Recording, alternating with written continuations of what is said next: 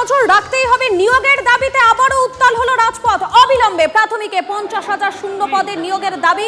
2022-এর TET উত্তীর্ণদের প্রাথমিক শিক্ষা পর্ষদ অভিযান ঘিরে তুলকালাম পরিস্থিতি। টিভি9 বাংলা লাগাতার সেই ছবিগুলো আপনাদেরকে দেখাচ্ছে। আমাদের একাধিক প্রতিনিধিরা উপস্থিত রয়েছেন একেবারে গ্রাউন্ড জিরোতে। সায়ন্তের কাছে চলে যাবো এই মুহূর্তে। সায়ন্ত, তুমি যেখানে রয়েছো সেখানে এই মুহূর্তে ঠিক কি ছবি ধরা পড়ছে?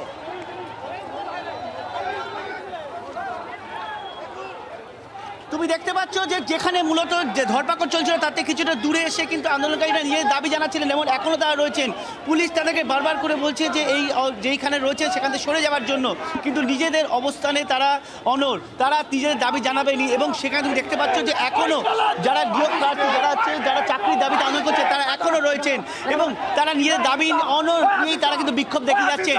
একদিকে রয়েছে বুঝতে এসছি, কিন্তু দেখুন পুলিশ আজকে আমাদেরকে কি করছে। আপনারা কি সন্ত্রাসবাদী শিকার হব? এই রাজ্য সংবিধানে 19 নম্বর ধারা লঙ্ঘন হচ্ছে। Article 19B freedom of. আমি যারা রয়েছে তার সঙ্গে কথা বলে নেবো।